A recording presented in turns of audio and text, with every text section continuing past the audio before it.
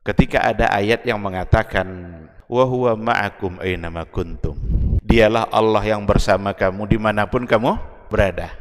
Di satu sisi ada ayat mengatakan ar-rahmanu 'alal 'arsy istawa, Allah bersemayam di atas aras. Ada bahkan banyak aliran-aliran dalam ilmu kalam yang menolak ayat ini, tidak siap untuk menerima bahwa ar-rahmanu 'alal 'arsy istawa, padahal ayat, maka ditakwil-takwilkannya lah. Kenapa mereka tolak? Kan ada ayat wa huwa ma'akum aina ma kuntum. Ada lagi ayat lain wa huwa ma'ahum aina ma kanu, dialah Allah bersama mereka dimanapun mereka berada. Bertentangankah ayat ini? Pasti tidak, karena datang dari Allah. Kecuali kalau datang dari selain Allah. Lau kana min indi ghairillah lawajadu fihi ikhtilafan katsira. Kalaulah dia datang dari selain Allah, pasti akan banyak pertentangannya. Tapi karena datang dari Allah, mustahil akan ada pertentangan. Bagaimana cara menjawabnya? Bagaimana cara menyatukannya? Satu bilang di atas, meninggi di atas hambanya, bahkan di atas arsy. Satu sisi dia bersama kamu dimanapun kamu berada. Itu akan terjawab nanti dengan tafsirul Quran bil Quran. Ketika ayat itu ditafsirkan juga dengan ayat, maka Allah menyampaikan satu ayat di surat ini, tapi Allah juga menyampaikan hal yang lain yang sebagai penjelas pada ayat yang berbeda. Maka penafsirannya dimulai dari memaknai kata ma'akum, bersama kamu. Yang bersama kamu itu apa? Apakah zatnya atau sifatnya? Kalau ar-rahmanu 'alal 'arsy istawa, itu zat Allah yang maha mulia, dan arsy itu adalah yang paling mulia dari semua yang ada.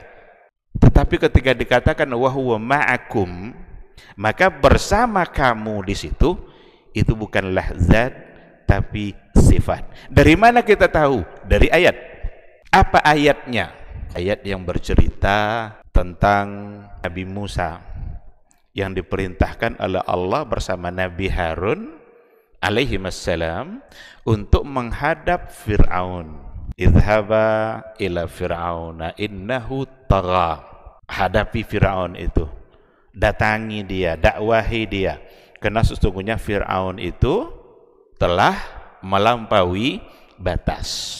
Lalu beberapa ayat berikutnya di bawahnya, inni ma'akuma asma'u wa ara, sesungguhnya saya bersama kalian berdua, saya dengar dan saya lihat.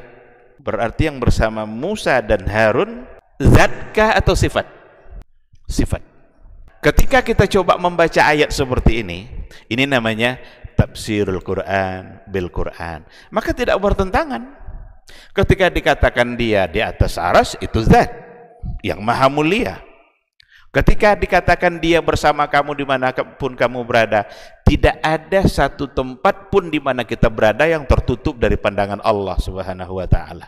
Nah, oleh karena itu, ketika dikatakan dialah bersama kamu dimanapun kamu berada, berarti itu adalah ilmunya Allah, pendengarannya Allah, penglihatannya Allah.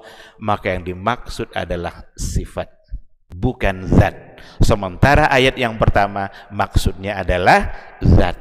Oleh karena itu, tidak perlu mentakwil ayat yang pertama tadi dengan alasan tidak mungkin. Karena banyak orang yang mentakwilkannya. Oh, itu bukan istawa tuh, itu istaulah. Istaulah artinya menguasai. Allah menguasai arsy. Kalau istawa diartikan istaulah, hilang makna arsy di situ, hilang kemuliaan arsy di situ.